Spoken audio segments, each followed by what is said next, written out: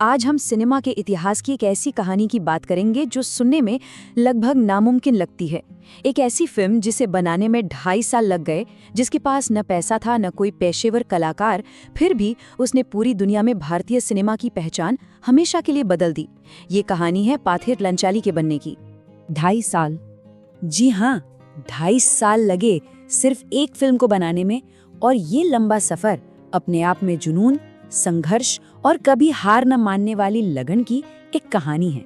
देखिए, हर महान कलाकृति एक सपने से ही शुरू होती है, लेकिन पाथेर पांचाली का सपना एक ऐसे इंसान ने देखा था जिसके पास विजन तो था, पर उसे हकीकत में बदलने के लिए कोई साधन नहीं थे।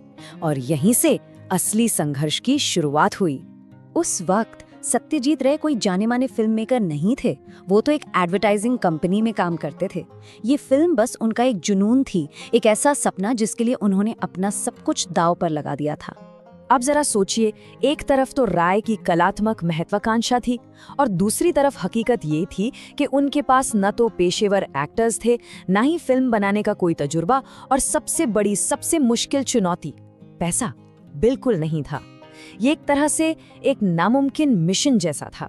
जब कोई फिल्म बनने में इतने साल लग जाए ना, तो लड़ाई सिर्फ बजट से नहीं रह जाती, लड़ाई होती है समय से। हर गुजरता दिन एक नई चुनौती लेकर आ रहा था, एक ऐसा खतरा जो फिल्म की कंटिन्यूटी को ही बिखेर सकता था। जरा सोचिए, पर्दे पर एक सीन बस कुछ मिनटों में निकल जाता है, पर उसे शूट करने में हफ्ते या महीने भी लग सकते हैं। अब अगर एक सीन का एक हिस्सा आज शूट हो और दूसरा 6 महीने बाद, तो एक छोटा सा बदलाव भी कहानी का पूरा भ्रम तोड़ सकता है। और यही वो डरावना सपना था जिसका राय को बार बार सामना करना पड़ रहा था। ये सिर्फ मुश्किलें नहीं थीं, ये तो जैसे आपदाओं की एक पूरी सीरीज थी। पहले तो लोकेशन के सारे काशफूल जानवर खा गए, जिससे शूटिंग पूरे 1 साल के लिए रुक गई।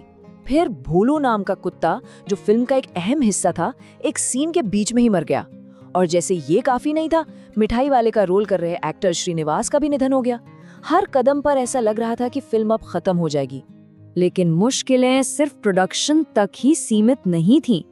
सत्यजीत राय को प्रकृति की ताकतों और यहाँ तक कि अपने पड़ोसियों की अजीबोगरीब हरकतों से भी जूझना पड़ रहा था। ये एक क्लासिक फिल्म बनाने की दुविधा थी। राय को कहानी के लिए एक बहुत ही शक्तिशाली बारिश का सीन फिल्माना था, पर रेन मशीन खरीदने के लिए उनके पास एक भी पैसा नहीं था। तो उन्होंने क्या किया होगा? तो इसका हल था धैर्य और इंतजार। जब पैसे थे तो बारिश नहीं, और जब बारिश का मौसम था तो पैसे नहीं थे। आखिरकार अक्टूबर के महीने में, जब कोई उम्मीद भी नहीं थी, अचानक मूसलाधार बारिश शुरू हो गई और उन्होंने उस मौके को हाथ से जाने नहीं दिया। और उस सीन में जो हम देखते हैं ना, वो कोई एक्टिंग नहीं है। बच्चे सचमुच असली ठंडी बारिश में कांप रहे थे। उन्हें गर्म रखने के लिए तो दूध में थोड़ी ब्रांडी तक मिलानी पड़ी थी। ये वो यथार्थवाद था जो मजबूरी से पैदा हुआ था, और यही इस फिल्म की सबसे बड़ी ताकत बन गया। और परेशानियां सिर्फ प्रकृति से नहीं, इंसानों से भी थी। एक अजीब पड़ोसी थे सुबोधदा, जो राह चलते लोगों को विश्व नेताओं के नाम से बुलाते थे।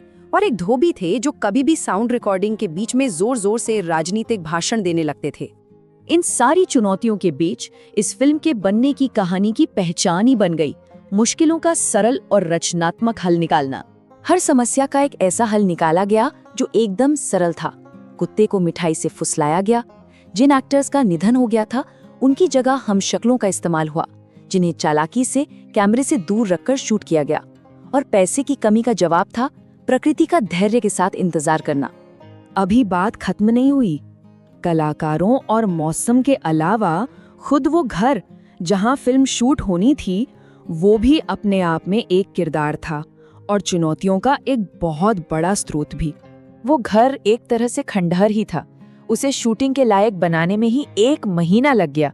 और तो और उस घर में एक सांप भी रहता था, जिसे स्थानीय लोग वास्तु सर्प मानते थे और उसे मारने से मना करते थे।